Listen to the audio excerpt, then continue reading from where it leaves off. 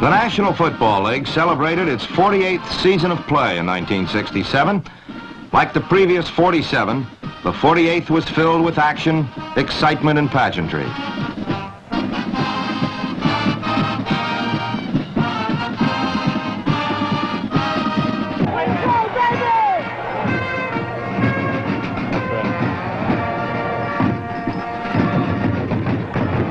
He's going with a 6-5.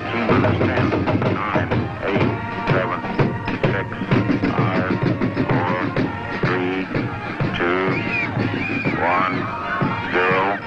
Ignition. Liftoff. Liftoff. And 34 minutes after the hour.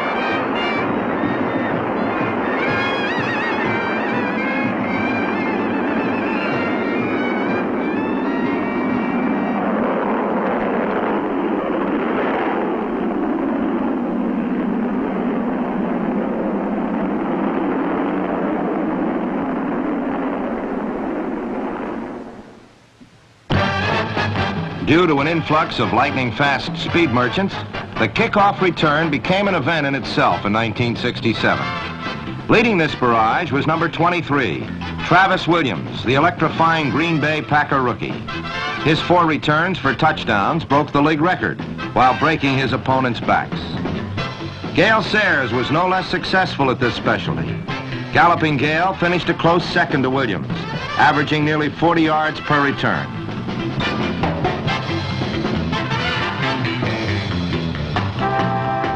And no New Orleans Saint fan will ever forget John Gilliam's 94-yard return of the opening kickoff of the opening game of the season.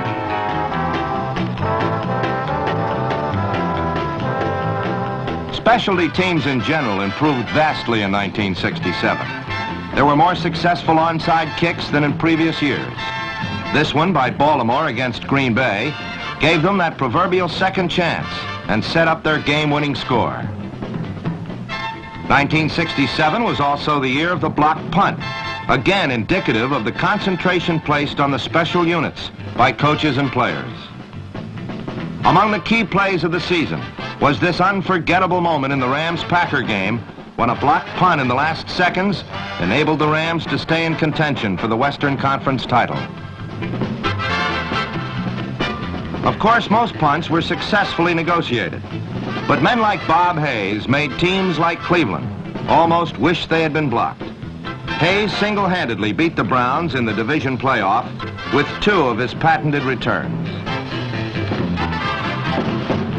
Hayes, Sayers, Williams, and others made 1967, above all, a year of exploding NFL action.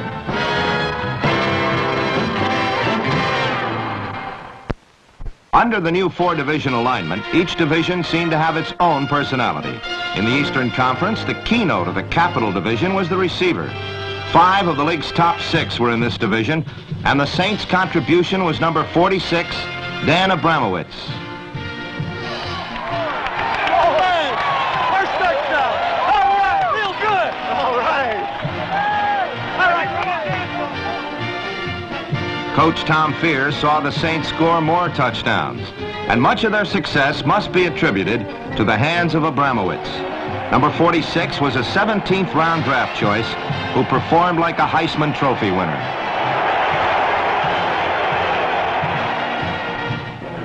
Let's go back this half and let's play smart football. I know you're playing with your hearts, but it takes smart football. Now go out there and think, and let's rack them up. Come on, let's go. Come on, Dave. Take it to him, offense. Unity. Perfect. The Redskins played smart football for most of the '67 season. With no rushing attack to speak of, they had to rely almost totally on the arm of Sonny Jurgensen and the hands and legs of the premier receiver in the NFL, number 42, Charlie Taylor.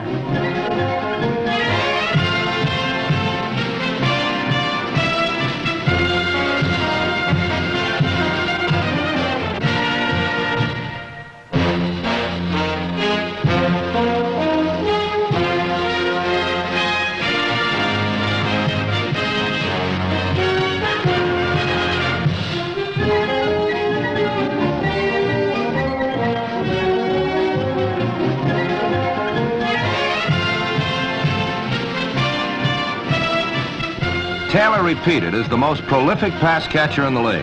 An unusual accomplishment, if only because of the number of times Jurgensen threw to his two other able receivers, Bobby Mitchell and Jerry Smith. Mitchell and Smith were also in the top 5 and gave Washington the finest trio of receivers in the game.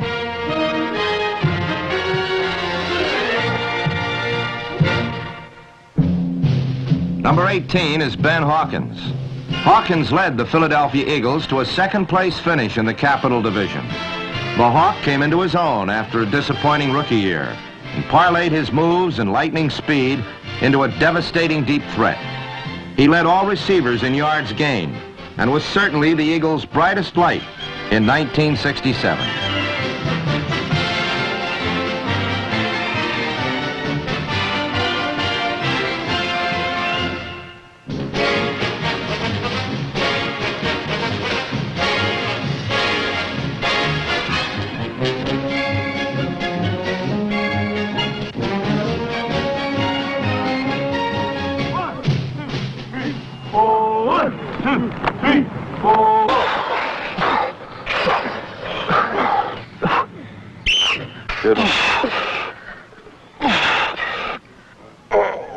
Whether it was at summer camp or in a game, the Dallas Cowboys worked hard, and it paid off in their second straight Eastern Conference title. However, an off-season trade also paid off. It brought number 19, Lance Rensel, to the Cowboys, and the flanker back from Oklahoma became the key to Dallas's passing attack, taking pressure off split end Bob Hayes. As a consequence, both receivers were more effective. Rensel wound up as the league's 6th leading receiver, and Bob Hayes, well, Bob Hayes was just Bob Hayes, the world's fastest human.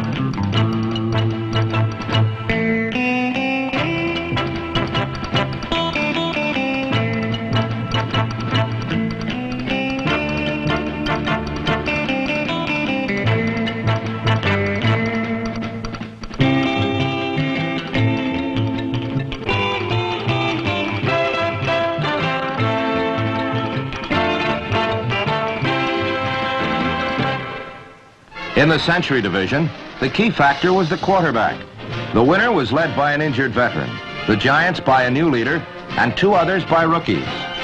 Number 10, Kent Nix, did not let Steeler coach Bill Austin down. Playing the hardest position on the field in his first year, Nix showed a strong, accurate arm, completing over 50% of his passes, and responded well to the enormous burden of being a rookie pro quarterback.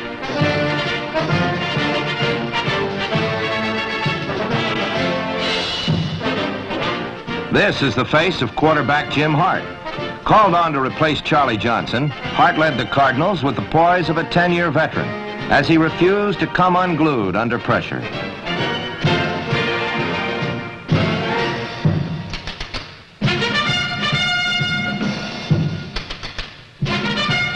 Hart made the most of every situation.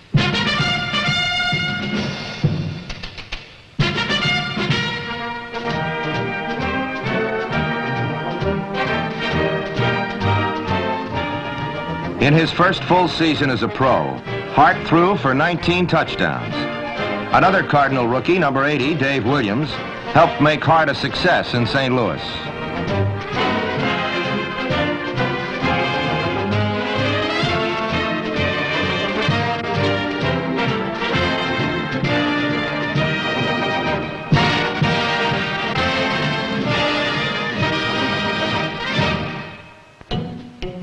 The big noise in the big city was number 10, the scrambler, Fran Tarkenton. Tarkenton led the New York Giants to a successful 7-7 season after a dismal last-place finish in 1966. And in the process, the combination of number 10 to number 45, Homer Jones, became the most feared in the league.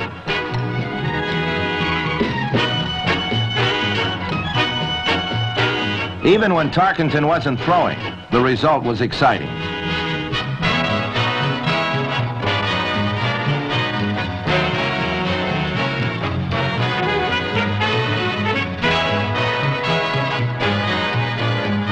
With Tarkenton at the helm, anything can happen. And in 1967, it did.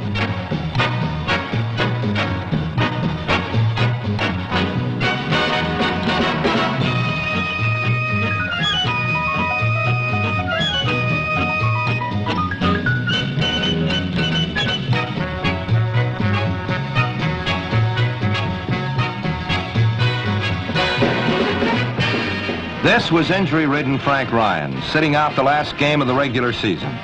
But the Cleveland quarterback did stay healthy enough, long enough, to guide the Browns to the Century Division crown.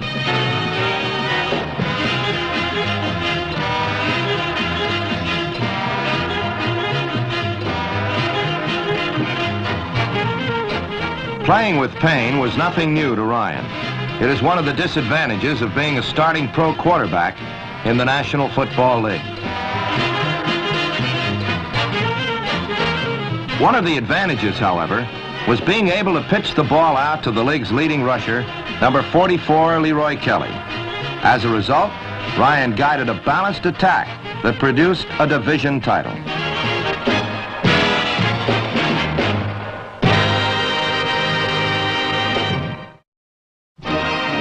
Led by number 51, all-pro middle linebacker Dick Butkus, the Chicago Bears once again exhibited a punishing, unrelenting defense. Butkus spearheaded a unit that was second in total defense and led the league in several categories.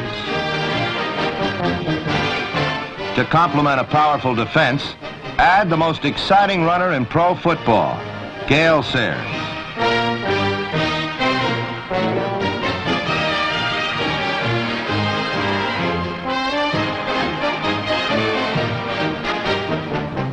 The incomparable number 40 did everything but coach and furthered his claim on the title of the greatest halfback in the history of the game.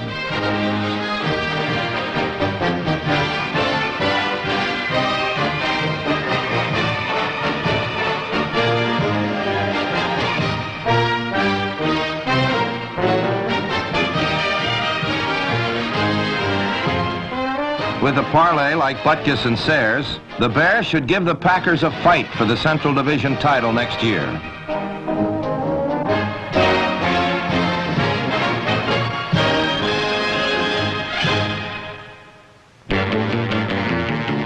Strong defense is synonymous with the Green Bay Packers. Strong defense wins championships. The Packers won the NFL championship. Led by all-pros Willie Davis, Dave Robinson, Willie Wood, and Bob Jeter, Green Bay limited its opponents to the fewest total yards, fewest yards per game, fewest first downs, and fewest yards passing. It all added up to superior defense. Although Lombardi has always stressed defense, he pulled an offensive coup when he drafted Travis Williams. Williams added the one ingredient Lombardi's teams lacked, backfield speed. Now he has everything. The Coastal Division was a paradox. On one hand, there were the two best teams, record-wise, in the league, while on the other, there was Atlanta. However, playing in the league's toughest division, the Falcons did have at least one thing going for them: spirit. If any of the spirit of Tommy Nobis or Tommy McDonald rubbed off on their teammates, the Falcons will fly someday.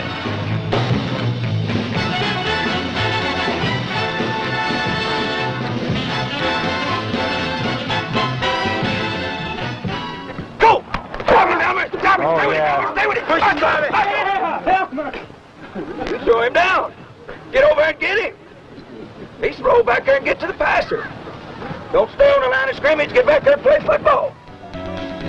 The 49ers did play football, but only for half the season. When they were at their best, however, they were able to beat the Rams and the Cowboys, mainly because of a defense that either denied the catch or got to the quarterback before the pass could be thrown.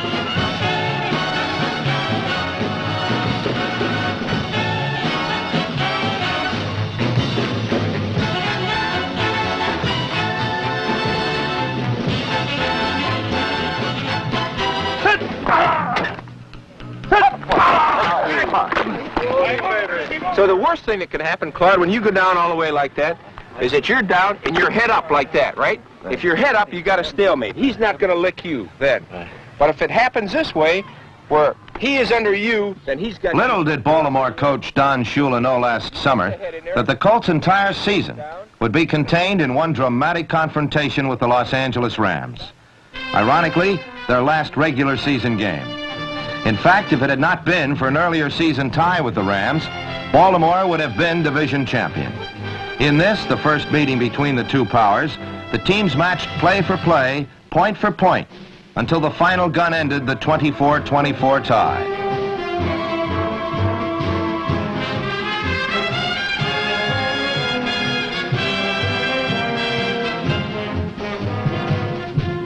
What had stopped the Colts in this game was to crush them in the crucial one. The ferocious, fearsome foursome, led by Defensive Player of the Year, Deacon Jones. You have to have that animal instinct in order to play in the NFL because it's a rough league. It's a highly competitive league, and it gets better every year. And one has to be mean. There's no question about it. Mean was the word to best describe the foursome's play in that dramatic final game. However, for the first 15 minutes, it looked like a repeat of the earlier tie.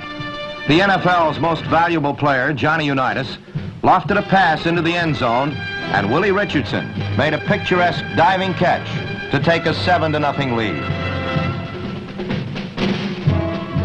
But the Rams had come from behind all year, and this day was to be no exception.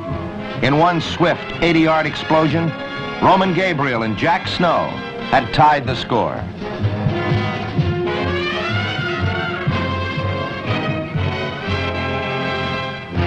The key play came when Unitas took a rare gamble and lost. Pressured by none other than Deacon Jones, his off-balance throw was intercepted and set up the Rams' go-ahead touchdown. From here on out, it was all fearsome foursome. Every time Unitas dropped back, more than half a ton of muscle dropped Unitas, while an ex-member of this select group looked on. The constant harassment by Jones, Olsen, Lundy, and Brown eventually took its toll on the Colts. The Rams were afforded excellent field position on almost every series. As he had done all year, a strong and confident Roman Gabriel was able to weather a rush and locate his secondary receiver, Bernie Casey, for a crucial first down.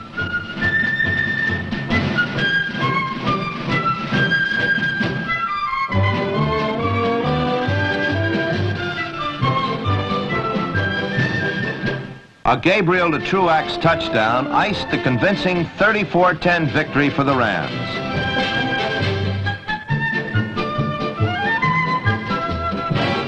For an emotional coach, George Allen, it was nearly the culmination of a dream come true. However, the fulfillment of that dream was not to be, as he and the Rams would soon face a coach with a similar dream in the Western Conference Championship.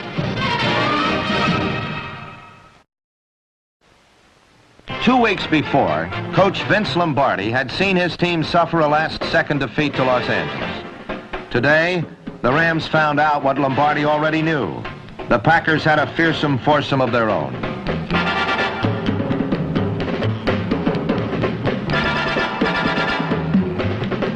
They also had a quarterback, and Bart Starr played his usual flawless game. But it was a rookie scatback from Arizona State who stole the glory. Travis Williams broke the game open with a 46-yard burst over right tackle, and the Rams never did recover from the shock.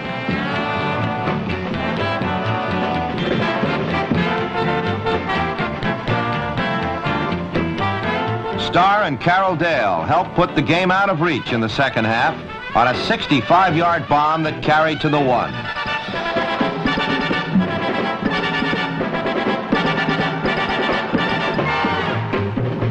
Once again, Williams sliced over a strong Packer right side, and the Western Conference Championship for the 3rd consecutive year, and for the 6th time in 9, was Green Bay's.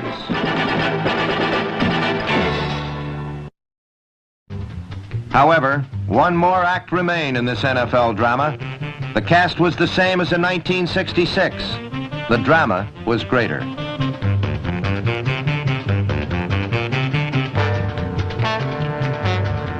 The bitter, unbearable cold did not seem to affect Bart Starr and the Packers. He and Boyd Dowler gave Green Bay a 14-0 lead in the second quarter.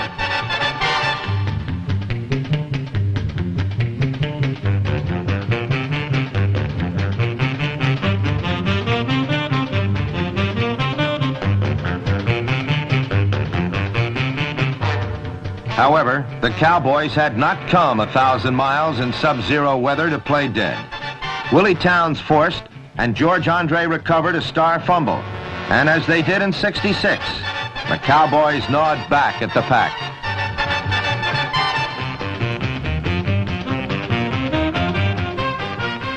Now Dallas seemed to have the impetus.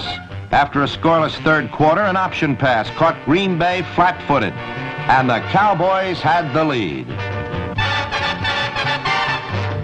The Packers had grudgingly yielded a taste of victory, only to shortly reclaim it. Bart Starr methodically led a drive to the Cowboy goal, but on third down, Green Bay was stopped cold.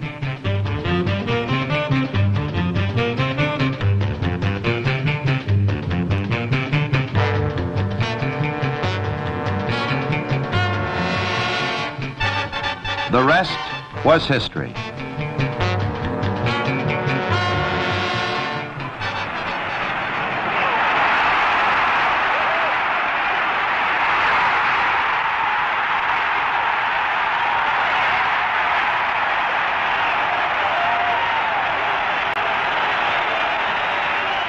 The Packers' unprecedented third straight NFL championship had given Vince Lombardi his dream, and he would later retire from coaching.